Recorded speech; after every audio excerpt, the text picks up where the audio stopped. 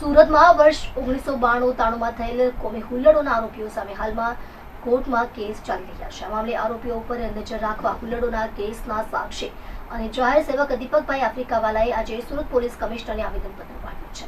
આ અંગે જાહેર સેવક દીપક આફ્રિકાવાલાએ જણાવ્યું હતું કે હું આજે સુરત પોલીસ કમિશનરને આવેદનપત્ર પાઠવવામાં આવ્યું છે. આવેદનમાં રજૂઆત કરવામાં આવી છે કે વર્ષ 1992-1993માં સુરત શહેરમાં થયેલ કોમી હુલ્લડો થકી શહેરને બાનમાં લેનાર અને જાહેરમાં હત્યાઓ કરનાર અને કોમી હુલ્લડોના કેસ કોર્ટમાં ચલાવવામાં આવી રહ્યા છે. પરંતુ હું સાહેબ તરીકે જ્યારે કોર્ટમાં હાજર થાઉં છું તો મને જાણવા મળ્યું છે કે પોલીસ સ્ટેશનમાંથી મુદ્દામાલ લઈને આવતા નથી અને મુદ્દામાલ ગુમ થયો હોવાનું જાણવા મળે છે અને કેટલાક સાક્ષીઓ ગુજરી ગયા છે, કેટલાક સાક્ષી આવતા નથી. તેને કારણે 1992-93માં શહેરને કોમિનમાં ધકેલનાર ખૂંખાર માણસો છૂટી જાય છે અને મારી પોલીસ કમિશનરની રજૂઆત છે એવી છે કે આવા બધા કેસમાં ધ્યાન આપવામાં આવે અને તેઓ અત્યારે શું પ્રવૃત્તિ કરે છે તેની ઉપર ખાસ ધ્યાન આપવામાં આવે અને જો એની એ પ્રવૃત્તિ ચાલુ હોય તો શહેર ભવિષ્યમાં આવા હુલ્લડોમાં સંડોવાય નહીં.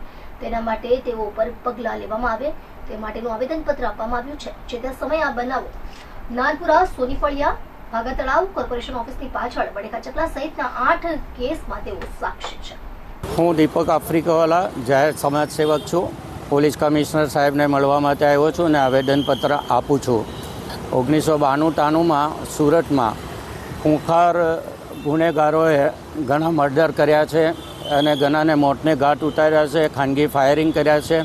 તે ગુનાઓ હાલમાં કોર્ટમાં ચાલવા પર આવ્યા છે અને કોર્ટમાંથી મારી ઉપર સાહેબ સમન્સ આવે છે એટલે હું સાક્ષી તરીકે કોર્ટમાં જાઉં છું.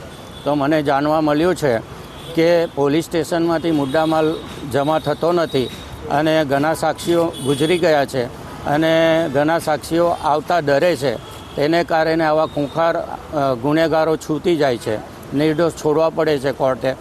પરંતુ મારી પોલીસ કમિશનરને વિનંતી એ છે કે જ્યારે 1992-93માં શહેરને આગમાં ધકેલી દીધેલું અને કર્ફ્યુ લગાવવા પડેલા એવા પ્રયત્નો કરનારા લોકો અત્યારે શું પ્રવૃત્તિ કરે છે અને તેઓ અત્યારે ક્યાં છે તેની જાણકારી મેળવીને તેઓ ઉપર કાયદેસરની કાર્યવાહી કરે, ભવિષ્યમાં એવી પ્રવૃત્તિ ન કરે એ માટેના પગલાં લે. એટલા માટે કમિશનર સાહેબને હું એક આવેદનપત્ર વિગતવાર આપવા આવ્યો છું.